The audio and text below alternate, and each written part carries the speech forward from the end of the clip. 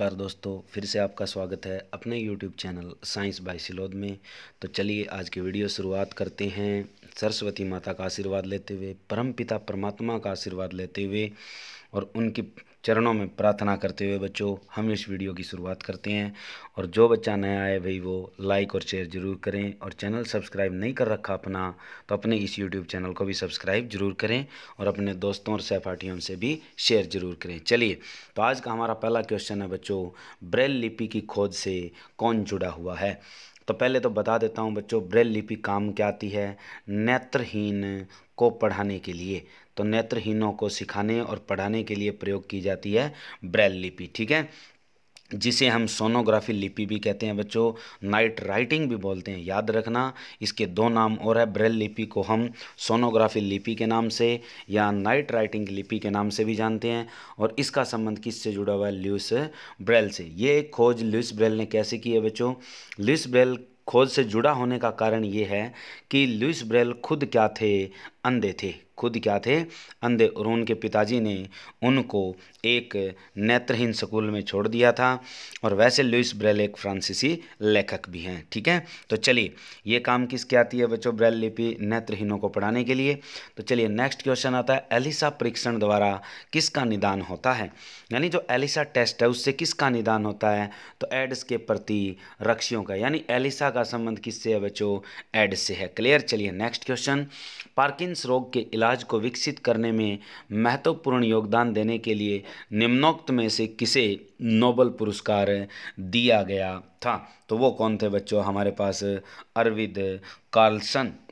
यानी Parkinson disease के लिए, पार्किंसन जो रोग था उसके इलाज के लिए जो नोबेल पुरस्कार दिया था वो किसको दिया था, अरविंद कार्लसन को दिया था। चलिए नेक्स्ट क्वेश्चन, भारत का बहुउद्देशीय दूरसंचार उपग्रह इनसेट 2E, यानी भारत का बहुउद्देशीय का अर्थ है बच्चों ये कई कामों में लिया जाता है।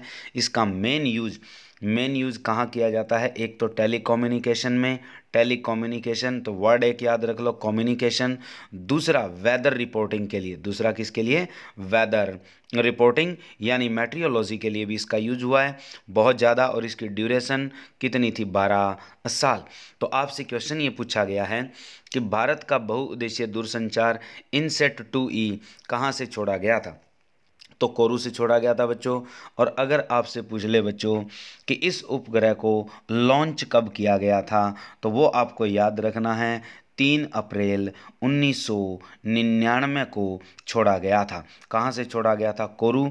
अगर आपसे पूछ ले बच्चों कि कोरू आपका कहाँ है, तो साउथ अमेरिका के अंदर ग्वायना में है। कहाँ है, साउथ अमेरिका ग्वायना के अंदर है। तो यानी आपके पास कोरू का ELA-2 प्रोजेक्ट से इसको छोड़ा गया था। एरियन 42 बोलते हैं, इतना याद रखने की ज़रूरत नहीं है। रॉकेट एरियन 42 था जिसको छोड़ा गया। और इसकी जो प्रोजेक्ट लाइफ थी बच्चों इस सैटेलाइट की, वो कितनी रखी गई थी, 12 ईयर्स रखी गई थी, यानी इनसेट 2E की। इंपॉर्टेंट क्वेश्चन है। चलिए नेक्स्ट, प्रक्षेप अस्त्र का विकास किया किसने, या आपसे पूछ ले कि प्रक्षेप अस्त्र का विकास किसने किया था। तो प्रक्षेप अस्त्र यानी एक तरह से आपके पास जो मिसाइल्स हैं उनका विकास किसने किया था। मिसाइल का आविष्कारक या विकास यानी उसको डेवलप्ड करने वाला इंसान कौन है, तो वो थे आपके पास वर्नर वॉन ब्राउन। यानी कौन थे, वर्नर वॉन ब्राउन, जिसने प्रक्षेप अस्त्र यानी मिसाइल को डेवलप किया है बच्चों। चलिए नेक्स्ट क्वेश्चन, प्रौद्योगिकी मिशन में निम्नलिखित में से क्या शामिल है। तो इसमें बच्चों क्या रखी गई है, सब्जियां। प्रौद्योगिकी मिशन में किसको रखा गया है, स्पेशल तौर पर सब्जियों को। बाकी सब के लिए अलग अलग मिशन रखे गए थे, जैसे तिलहन और दालें और मक्की के लिए। चलिए नेक्स्ट क्वेश्चन है हमारे पास, सेक्स हार्मोन का पता किसने लगाया था। यानी जो सेक्स हार्मोन था उसकी इन्वेंशन किसने की है या उसकी खोज किसने की है, यानी पता लगाया किसने लगाया था, तो वो इंसान हमारे पास कौन था? Edward Colvin. यानी सेक्स हार्मोन का पता लगाने वाला कौन था? Edward Colvin. क्लियर। चलिए नेक्स्ट क्वेश्चन, एड्स वायरस क्या होता है? तो वैसे क्या है कि HIV एड्स, तो HIV एड्स में आपसे इम्यूनो डेफिशिएंसी सिंड्रोम के बारे में पूछे बच्चों, तो ये क्या है? वैसे तो बच्चों आपको याद रखना है, जो वायरस है उसकी प्रॉपर्टी खास तौर पर क्या है?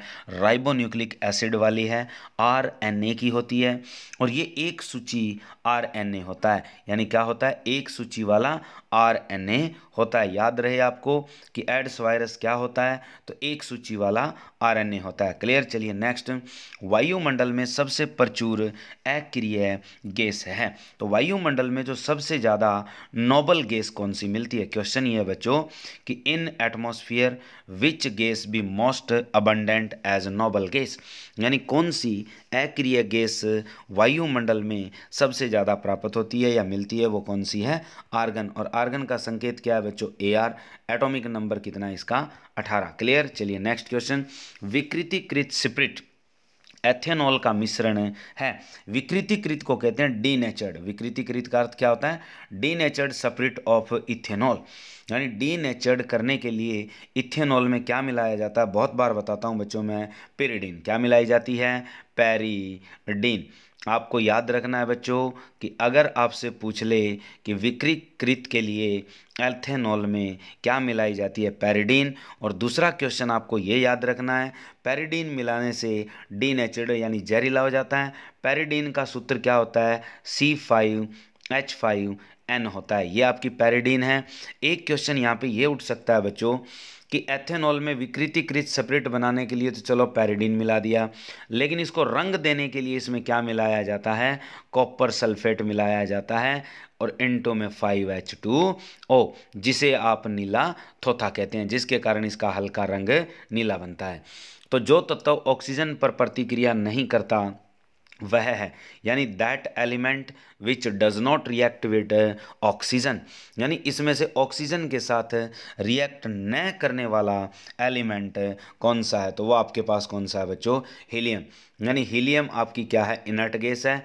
ये आपके पास ऑक्सीजन के साथ रिएक्शन नहीं करती। आप कहोगे क्लोरीन करती है, आयोडीन भी करती है, और नाइट्रोजन भी करती है, तो आपका आंसर यहाँ क्या है? सिर्फ हीलियम। क्लियर। चलिए नेक्स्ट क्वेश्चन, नैफ्थलीन का मुख्य स्रोत क्या है? तो देखो नैफ्थलीन आपके पास मुख्य तौर पर किससे निकाली जाती है बच्चों? कोल तार से निकलती है। किससे निकलती है? कोल तार। डीजल, कैम्फर और चारकोल, ये चारों चीज़ें क्या हो चुकी है? अलग। चारकोल किससे बनाया जाता है? लकड़ी को बिना ऑक्सीजन की उपस्थिति में जलाकर बना लिया जाता है। कैम्फर और डीजल कहाँ से मिलते हैं आपको? पेट्रोलियम से। क्लियर। चलिए नेक्स्ट क्वेश्चन हमारे पास, पूर्ववर्ती संयुक्त सोवियत रूस के चेरोनोबिल नाभिकीय ऊर्जा केंद्र में वह दुर्घटना कब हुई थी जिससे वहां के वायुमंडल में रेडियो न्यूक्लियाइड फैल गए थे? यानी रूस के अंदर चेरोनोबिल नाभिकीय, यूक्रेनियन यानी यूक्रेनियन स्पेस था ये, जिसमें ये घटना हुई थी। ये घटना बच्चों 1986 में हुई थी। यानी आपके पास रसिया के अंदर 26 अप्रैल 1986 को ये घटना हुई थी, जिसमें बहुत ही बड़ी त्रासदी मानी जाती है इसको भी, जिसमें रेडियो न्यूक्लियाइड फैल गए थे रसिया के अंदर। क्लियर। चलिए नेक्स्ट क्वेश्चन, एल्यूमिनियम को शुद्ध किया जा सकता है, तो किससे किया जा सकता है? एल्यूमिनियम को शुद्धिकरण के लिए हमेशा क्या प्रयोग किया जाता है? वैद्युत अपघटन। एक इंपॉर्टेंट क्वेश्चन ये है बच्चों कि जिस वैद्युत अपघटन से एल्यूमिनियम प्राप्त किया जाता है उस प्रक्रिया का नाम क्या है? लिख देता हूँ, हेल हेरोल्ट बोलते हैं उसे। क्या बोलते हैं? हेल हेरोल्ट। याद रखना, हेल हेरोल्ट विधि या वैद्युत अपघटन किसके लिए प्रयोग होता है? एल्यूमिनियम को प्राप्त करने के लिए होता है। नेक्स्ट इसमें एक पार्ट और याद रखना है कि इस वैद्युत अपघटन के लिए जो एनोड प्रयोग होती है वो कौन सा तत्व प्रयोग होता है, या यूं लिख दे कि एनोड किसकी बनी होती है? तो आपके पास एनोड हमेशा बच्चों ग्रेफाइट की प्रयोग की जाती है। इसके लिए किसकी प्रयोग की जाती है? ग्रेफाइट की। और यहाँ जब एल्यूमिनियम प्राप्त होता है तो इस ग्रेफाइट इलेक्ट्रोड का क्या होता है वो भी बता देता हूँ। इस ग्रेफाइट इलेक्ट्रोड का ऑक्सीकरण होता है, और उसके ऑक्सीकरण से बनती क्या है? Carbon dioxide. क्लियर। चलिए नेक्स्ट क्वेश्चन, कि सूर्य की सतह पर हाइड्रोजन के अलावा कौन सा दूसरा तत्व बहुतायत में पाया जाता है, तो वो आपके पास बच्चों कौन सा होता है, हीलियम। यानी 1H1 प्लस 1H3 ये अगर मिले तो आपको क्या मिलता है, 2EHE4 और प्लस क्या मिलती है, एनर्जी। यानी आपके पास प्रोटियम और ट्रिटियम या ड्यूटेरियम ड्यूटेरियम मिलकर या 4 प्रोटियम मिलकर क्या बनाते हैं, जैसे एक नाभिक बनाते हैं, किसका, हीलियम का। हीलियम परमाणु तैयार करते हैं। तो आपके पास सूर्य की सतह पर हाइड्रोजन के अलावा मिलने वाली दूसरी गैस कौन सी है, हीलियम। और अगर आपसे पूछे कि हाइड्रोजन का बदलाव हीलियम में किस प्रक्रिया द्वारा होता है, कि किस प्रक्रिया द्वारा होता है, तो इसमें प्रक्रिया पूछ ले तो कौन सी होती है बच्चों, न्यूक्लियर फ्यूज़न होती है, जिसे हम नाभिकीय संलयन कहते हैं, जिसे हम क्या कहते हैं, नाभिकीय संलयन। तो आपके पास अगर क्वेश्चन आ जाए बच्चों कि आपके सूर्य की सतह पर हाइड्रोजन गैस हीलियम में बदलती है तो उसकी अभिक्रिया कौन सी होती है, नाभिकीय संलयन, जिसमें 2 हल्के नाभिक, क्या याद रखना है, 2 हल्के नाभिक किस में बदलते हैं, भारी नाभिक में बदलते हैं। किस में बदलते हैं, भारी नाभिक में बदलते हैं। क्लियर। चलिए नेक्स्ट क्वेश्चन, कार्बन डाइऑक्साइड है तो यानी CO2 किसका काम करती है बच्चों, अपचायक का काम करती है, उपचायक का काम करती है, निर्जलीकरण का काम करती है, या आपके पास विरंजक का काम करती है। तो ये आपके पास निर्जलीकरण का काम करती है, ड्राइंग एजेंट है।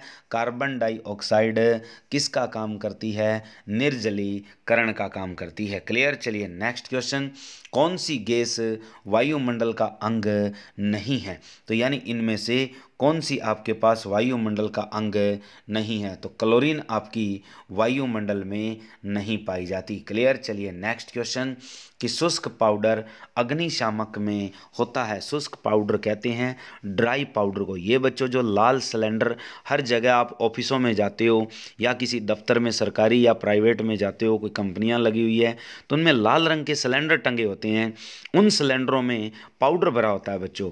और वो पाउडर किसके साथ भरा जाता है, CCl4 के साथ भरा जाता है। और ख़ास तौर पर वो किस फायर फाइटिंग को एक्सटिंग्विश करता है, ज़्यादातर वो इलेक्ट्रिक और जो कागज़ या क्या कि प्लास्टिक जैसी आग लग जाए उनको कंट्रोल करने के लिए यूज़ किया जाता है। तो ये जो शुष्क पाउडर होता है, ड्राई पाउडर होता है फायर फाइटिंग एक्सटिंग्विशर में यानी अग्निशामक में, तो इसमें चीज़ क्या मिली होती है, तो इसमें बच्चों आपके पास बालू और सोडियम बाइकार्बोनेट होता है। यानी बालू का मतलब है सिलिका भरी होती है, और प्लस आपके पास सिलिका भरी होती है, सिलिका बालू है बच्चों। और उसके अलावा क्या भरा होता है, सोडियम बाइकार्बोनेट। सोडियम बाइकार्बोनेट होता है NaHCO3, यानी जिसे हम सोडियम हाइड्रोजन कार्बोनेट भी कहते हैं। Na याद क्या रखना है बच्चों, थोड़ा सा चल नहीं रहा मार्कर इसका, तो NaHCO3 ये याद रखना है। ये आपके पास क्या है, सोडियम बाई कार्बोनेट, जिसे सोडियम हाइड्रोजन कार्बोनेट भी कहा जाता है। क्लियर। चलिए नेक्स्ट क्वेश्चन हमारे पास, कि हमारा नेक्स्ट क्वेश्चन है, साबुनीकरण प्रक्रिया में प्राप्त अल्कोहल कौन सा है। तो देखो साबुनीकरण प्रक्रिया में आपके पास क्या बनता है बच्चों, एक अल्कोहल बनता है। वैसे तो आपको याद रखना है कि साबुनीकरण की जो प्रक्रिया है, साबुन बनाने की विधि कौन सी है, स्पाइलाई, क्या बोलते हैं इसे, स्पाइलाई जो प्रक्रिया है उसमें साबुन तैयार की जाती है, नंबर 1। नंबर 2, साबुन प्रक्रिया में प्राप्त अल्कोहल कौन सा होता है बच्चों, ग्लिसरॉल होता है। क्या होता है, ग्लिसरॉल, जिसका फॉर्मूला लिख देता हूँ, CH2CH और नीचे CH2, इन तीनों के साथ OH लगे होते हैं। यानी इसमें कितने OH लगे होते हैं, 3। तो ये आपके पास क्या होता है बच्चों, ग्लाइसरॉल होता है या ग्लिसरॉल कहते हैं जिसे। चलिए नेक्स्ट क्वेश्चन, हाइड्रोजन स्पेक्ट्रम की व्याख्या सबसे पहले किसने की, यानी हाइड्रोजन जो स्पेक्ट्रम बनाया था उसकी इवोल्यूशन किसने की थी सबसे पहले, उसकी डिस्कवरी यानी उसको बताया किसने था, तो सबसे पहले नील्स बोहर ने बताया था। हाइड्रोजन स्पेक्ट्रम सबसे पहले किसने दिए थे, नील्स बोहर ने। क्लियर। चलिए, दाहक सोडा कैसा होता है? उत्फुलन करता है, नंबर 1 यानी एफ्लोरोसिन, परसवेदी डेलिक्विशेंट, ऑक्सीकारक ऑक्सीडाइजिंग एजेंट है, अपचायक रिड्यूसिंग एजेंट है। तो हमारे पास जो दाहक सोडा होता है उसकी प्रकृति कैसी होती है? तो वो बच्चों, दाहक सोडा नमी पकड़ता है। क्या करता है? दाहक सोडा नमी पकड़ता है, तो जिसके कारण उसे क्या कहा जाता है? परसवेदी डेलिक्विशेंट। क्या कहा जाता है? डेलिक्विशेंट। क्लियर। चलिए नेक्स्ट क्वेश्चन। बहुत अधिक, हमारे पास बहुत अधिक पकाना और खाद्य तेलों का बार बार प्रयोग क्यों अत्यधिक अवांछनीय है? यानी it is not good for more heating, यानी भोजन को अधिक ज़्यादा गर्म करना या तेल को बार बार प्रयोग करना, उसी तेल का बार बार प्रयोग करना, यह हमारे लिए बिल्कुल ठीक नहीं है। क्यों नहीं है? क्योंकि इसके कारण जो कोलेस्ट्रॉल क्वांटिटी होती है वो इंक्रीज होती है, कार्सिनोजेनिक इफेक्ट पैदा होते हैं पॉलीन्यूक्लियर हाइड्रोकार्बन बनने के कारण। तो हमारे पास इसमें वर्ड लिखा ही है सामने कि कार्सिनोजेनिक पदार्थ जैसे बेंजीन पायरीन पैदा होता है। इससे क्या होता है? बेंजीन पायरीन पैदा होता है जो एक तरह से कार्सिनोजेनिक है। कार्सिनोजेनिक का अर्थ होता है कैंसर जनित, यानी जिससे कैंसर पैदा होती है। और ये जो बेंजीन पायरीन है बच्चों, ये बेंज पायरीन का अर्थ होता है कि ये आपका एक पॉली न्यूक्लियर हाइड्रोकार्बन होता है। कभी भी क्वेश्चन आ जाए कि किस प्रकार के हाइड्रोजो कार्बन है जो आपके कार्सिनोजेनिक होते हैं, तो आपको वर्ड याद रखना है पॉली न्यूक्लियर हाइड्रोकार्बन, जिसमें बेंज पायरीन, नेफ्थलीन जैसी चीज़ें मौजूद होती है। क्लियर। चलिए नेक्स्ट क्वेश्चन कि बैटरी में निम्नलिखित में से किस एक एसिड का प्रयोग किया जाता है? तो हमें पता है बच्चों, घरों में जो इन्वर्टर बैटरी होती है उसमें हम किस एसिड का प्रयोग करते हैं? सल्फ्यूरिक एसिड का प्रयोग करते हैं। और आपसे अगर पूछ ले कि ये जो सल्फ्यूरिक एसिड है इसकी परसेंटेज कितनी ली जाती है? वैसे बेसिक तो ली जाती है बच्चों 38, लेकिन 38 से कहाँ तक प्रयोग कर सकते हैं इसको? 50, यानी बेसिक अगर क्वेश्चन स्टैंड में पूछे ना तो इसका आंसर कितना है? 38% है। क्लियर। चलिए नेक्स्ट क्वेश्चन हमारे पास, डेटॉल में मौजूद प्रतिरोधी यौगिक है, यानी डेटॉल में जो प्रतिरोधी यौगिक है एक तरह से आपका क्लीनिंग एजेंट का काम कौन सा यौगिक करता है? तो वो कौन सा करता है बच्चों? एनरोला रॉक्सिनेनॉल, यानी क्या कि एनलोरा रॉक्सिलेनॉल। एनलोरा रॉक्सिलेनॉल है, ये आपका प्रतिरोधी यौगिक का काम करता है। किसके अंदर? डेटॉल के अंदर। क्लियर बच्चों। जो किसका काम करता है? क्लीनिंग एक्शन, यानी घाव धोने के लिए और जर्म को किल करने के लिए काम आता है बच्चों डेटॉल। चलिए, शीशे से संचन वाले सेल में किस अमल का प्रयोग होता है? शीशे से संचन, शीशे से संचन का अर्थ होता है बच्चों लेड स्टोरेज बैटरी। जो आपकी इन्वर्टर बैटरी है ना उसी को ही कहा जाता है शीशे से संचन वाले सेल। शीशे से संचन वाले सेल लेड स्टोरेज बैटरी में किस एसिड का यूज होता है? किस अमल का प्रयोग होता है? फिर से आंसर क्या आपका? H2SO4। क्लियर। चलिए नेक्स्ट, साबुन बनाने में निहित प्रक्रिया है, तो साबुन किस में बनती है बच्चों? साबुनीकरण में, और स्पाई लाई उसकी प्रोसेस का नाम है। क्लियर। चलिए नेक्स्ट क्वेश्चन, फॉर्मेलिन एक जलीय विलयन है, किसका? तो फॉर्मेलिन आपका जलीय विलयन किसका होता है बच्चों? मिथेनॉल का। इसने वर्डिंग थोड़ी सी चेंज कर दी है, मिथेनॉल वर्ड आ रहा है, ये इसको आप मिथेनॉल बोलोगे। मिथेनॉल का अर्थ है बच्चों ये आपका यौगिक एल्डिहाइड है। क्या है? एल्डिहाइड। अगर आपसे पूछ ले कि फॉर्मेलिन एक जलीय विलयन देता है, वो यौगिक कैसा है, तो वो एल्डिहाइड है। और आपके पास इसमें ऑप्शन क्या है? मिथेनॉल, ये ऊपर वाला काट दो, मिथेनॉल का होता है। और मिथेनॉल क्या चीज़ होती है बच्चों?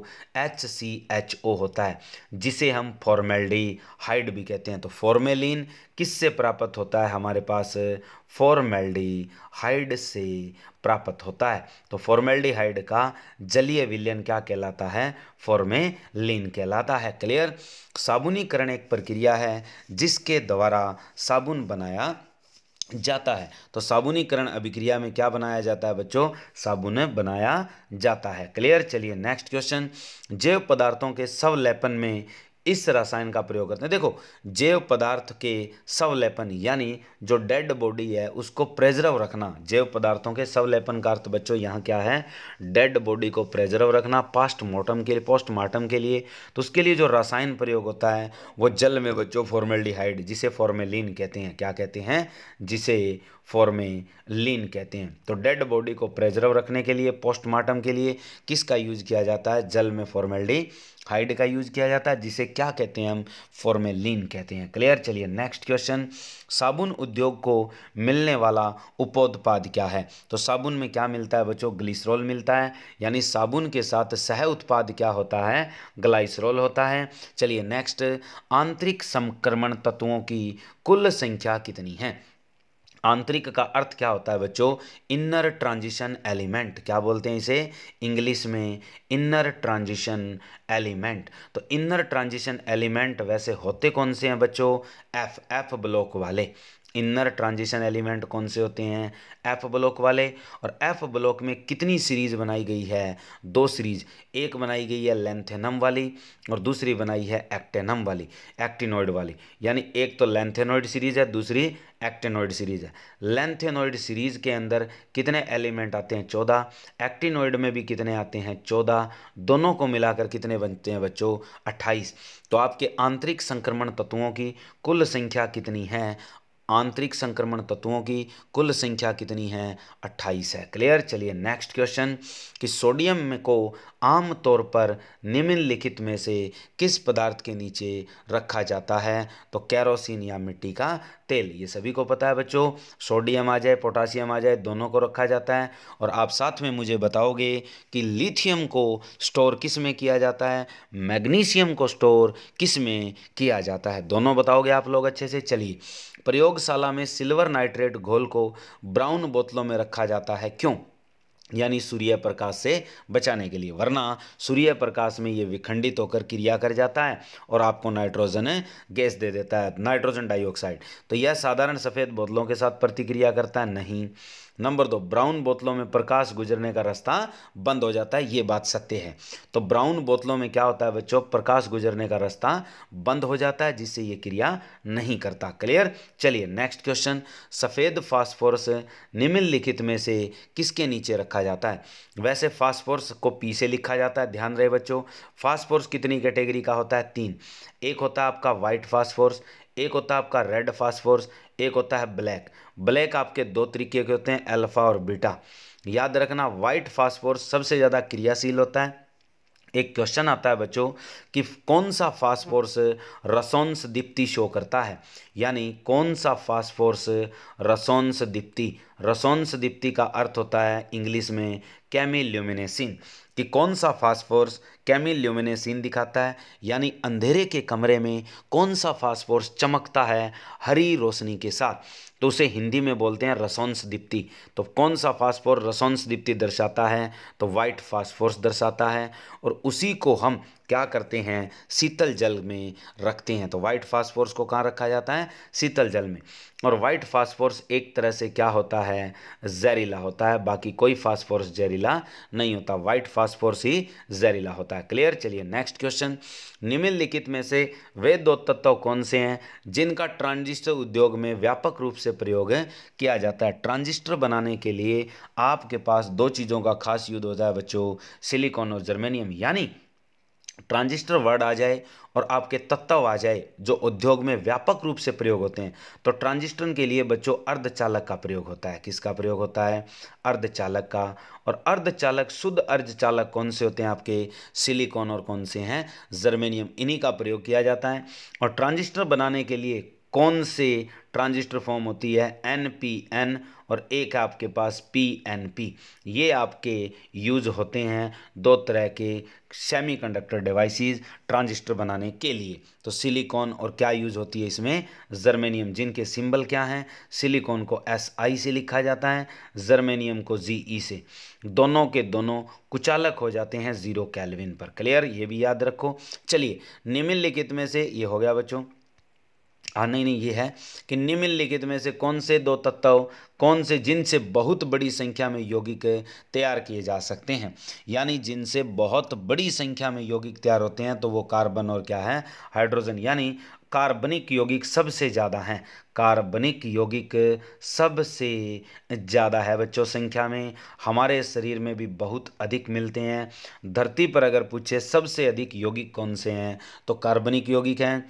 वो आपके किन दो तत्वों से मुख्य रूप से बनते हैं, कार्बन और हाइड्रोजन से बनते हैं। क्लियर। चलिए नेक्स्ट क्वेश्चन, निम्नलिखित में से वह पदार्थ कौन सा है जिसका प्रयोग कपड़े से स्याही, जंग के दाग धब्बे मिटाने के लिए होता है बच्चों, वो कौन सा है, ऑक्सैलिक एसिड है, ऑक्सैलिक अम्ल है, यानी जिससे हम कपड़े से लगे हुए इंक स्पॉट और रस्ट के जो क्या स्पॉट हैं उनको रिमूव कर सकते हैं, ऑक्सैलिक एसिड है। ऑक्सैलिक एसिड का फॉर्मूला क्या होता है, ये होता है बच्चों COOH, यानी 2 बार COOH लग गया।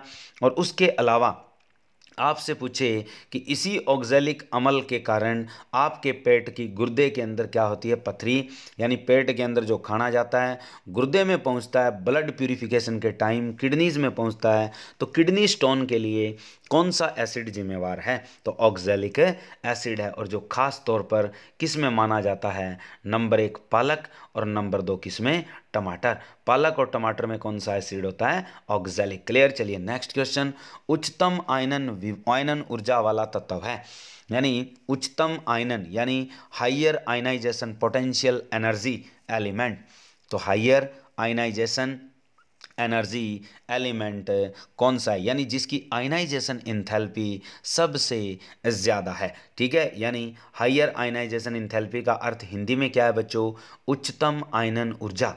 इसका अर्थ है कि जिसको हम तोड़ें और उसके आयन बनाएं तो उसके लिए ऊर्जा सबसे ज़्यादा इनमें से किसको चाहिए, तो वो निष्क्रिय तत्व है बच्चों, नोबल गैस है। और आपका आंसर बिल्कुल सामने पड़ा है, क्या, हीलियम। तो हीलियम की जो आयनन ऊर्जा है वो इनमें से सर्वाधिक है। क्लियर। चलिए नेक्स्ट क्वेश्चन, निम्नलिखित कार्बनिक यौगिक में से किससे आयरन यौगिक से उत्पन्न दाग को निकाला जा सकता है, तो वो कौन सा है बच्चों, ऑक्सैलिक एसिड, यानी जंग लगे दाग को हटाने के लिए या आयरन यौगिक से उत्पन्न दाग को हटाने के लिए किस एसिड का यूज होता है, ऑक्सैलिक एसिड का यूज होता है। क्लियर। चलिए नेक्स्ट, चीनी के उत्पादन में उपोत्पाद सिरा निम्नलिखित में से किस पदार्थ में बदला जाता है, यानी सिरा, सिरा किसके काम आती है बच्चों, रम बनाने के। रम क्या है आपकी, शराब, और शराब में कौन सा अल्कोहल होता है बच्चों, समझ गए होंगे, अल्कोहल। अल्कोहल कौन सा होता है, इथेनॉल। तो चीनी के उत्पादन में जो उपोत्पाद सिरा, सिरा क्या होती है बच्चों, वैसे बता देता हूँ। सिरा आपके पास एक तरह से एसिटिक एसिड को कहा जाता है। क्या कहा जाता है, एसिटिक एसिड। ये कच्चा पदार्थ है, इसका बदलाव किस में होता है, अल्कोहल। और कौन सा अल्कोहल बनता है, इथेनॉल बनता है, C2H5OH, ये तैयार किया जाता है सिरा से। क्लियर। चलिए निम्नलिखित में से किसका आस्कंदन कारक के रूप में मृदुपेय के निर्माण में प्रयुक्त किया जाता है, यानी आस्कंदक, आस्कंदक कारक के रूप में, यानी जो आपके पास एंटीकोएगुलेंट बोलते हैं बच्चों इसे, जिसका हम प्रयोग करते हैं, तो वो कौन सा करते हैं, फॉस्फोरिक एसिड। मृदुपेय पदार्थों में, मृदुपेय पदार्थ का अर्थ होता है जो हम कोल्ड ड्रिंक वगैरह पीते हैं या बियर वगैरह पीते हैं लोग, उनमें आस्कंदक कारक यानी एंटीकोएगुलेंट एजेंट के रूप में किसका यूज होता है, जो बैक्टीरिया भी पैदा नहीं होने देता और जो एक तरह से स्वाद भी देता है, वो होता है फॉस्फोरिक एसिड। और जिसका फॉर्मूला क्या होता है बच्चों, H3PO4, ये होता है बच्चों फॉस्फोरिक एसिड। क्लियर। चलिए नेक्स्ट क्वेश्चन, हाइड्रोक्सी समूह वाला ऑर्गेनिक अम्ल है, तो यानी आपसे क्वेश्चन ये पूछा है हाइड्रोक्सी समूह वाला ऑर्गेनिक अम्ल, बहुत धाकड़ क्वेश्चन है बच्चों, ये +2 लेवल के क्वेश्चन है सारे, तो अच्छे से याद रखना है। तो आपके पास क्वेश्चन कहा गया है कि हाइड्रोक्सी समूह वाला ऑर्गेनिक अम्ल है, तो वो है कार्बोक्सिलिक अम्ल। कैसे, इसमें बच्चों आपके पास एक तो होता है CO और आगे लगा होता है OH, यानी आपके पास कार्बोक्सिलिक जो समूह होता है वो 2 समूहों से मिलकर बना होता है, एक C डबल बॉन्ड O और एक क्या लगा होता है OH, यानी जो कार्बोक्सिलिक एसिड का जो समूह है उसमें जो OH है तो इसलिए इसने पूछा हाइड्रोक्सी समूह वाला ऑर्गेनिक अम्ल है। तो हाइड्रोक्सी समूह वाला ऑर्गेनिक अम्ल कौन सा होता है? कार्बोलिक अम्ल में आता है। कौन सा आता है? कार्बोलिक अम्ल, कार्बोक्सिलिक अम्ल कहते हैं इसको, ठीक है।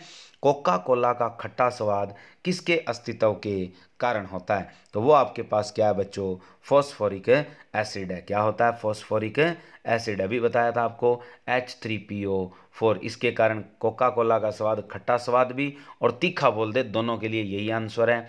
चलिए नेक्स्ट, एनोमल एक मिश्रण है। एनोमल आपके पास बच्चों मिश्रण किसका होता है बता देता हूँ। एनोमल कहते हैं बच्चों एल्यूमिनियम प्लस क्या होता है?